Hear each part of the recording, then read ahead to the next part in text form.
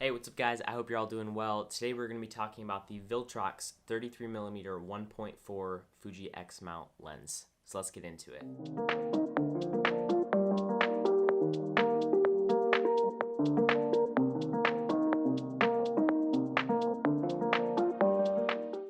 Okay, so for me as a Fujifilm shooter, it's a little bit annoying that there's no really good third-party brands that were making lenses like Tamron, Sigma, or Rokinon. Well, I guess Rokinon does some, but no autofocus lenses. So there were all these companies, there were a couple that were making some third-party lenses that just were manual focus only. So it was kind of annoying and tempting to be back on Canon because you have access to Sigma lenses and Tamron, but Viltrox, out of nowhere, comes out with some lenses. First, the 85 1.8 for Sony and Fuji mount, and then they came out with this 33mm 1.4 and the 23mm 1.4. And this is not a complete review. I want to stress that as much as possible. This is more of an overview. I've only owned this for about a week, but I will be showing some sample images just throughout this video. I haven't shot a ton with it yet, but I am very impressed with this lens, especially at the price point.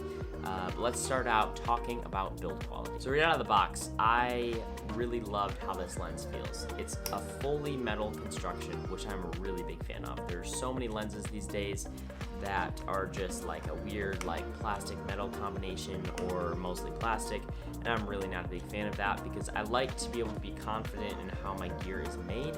So if I bump it or accidentally drop it from like a couple feet, it's gonna be okay.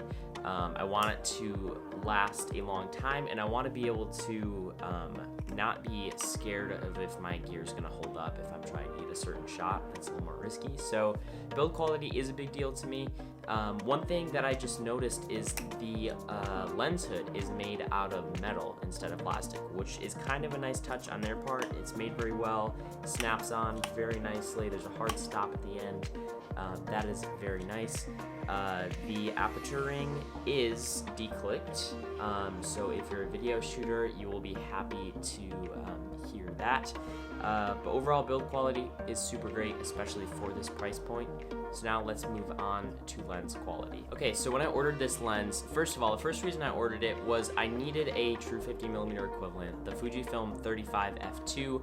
First of all, I wanted something that wasn't f2. I wanted a 1.4 or below, just for better background blur and if I was in low light situations, which I have at weddings sometimes. But at this price point, which is $279, which is an incredible price point for a lens that's this good, I was scared that the overall like actual quality of the glass in this was going to be really bad. I was scared there was going to be chromatic aberration and soft edges, but there's really not. Like, I've used this so far outside, and almost every time I've used it outside, it's been like super sunny, backlit photos, and the chromatic aberration I think is less than this Fujifilm 23mm that I'm shooting on.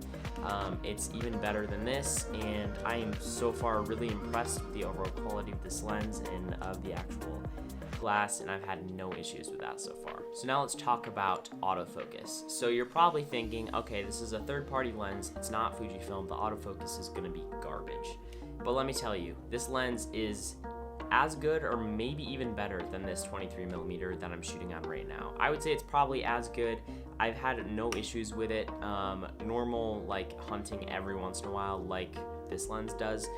So definitely not any worse than Fujifilm autofocus. It seems to work very well with the camera, and I've been really enjoying using autofocus on this lens. Okay, so lastly, let's talk about price. For $279, you're getting a fully metal construction, metal lens hood, 1.4 lens, and a true 50mm equivalent lens for $279.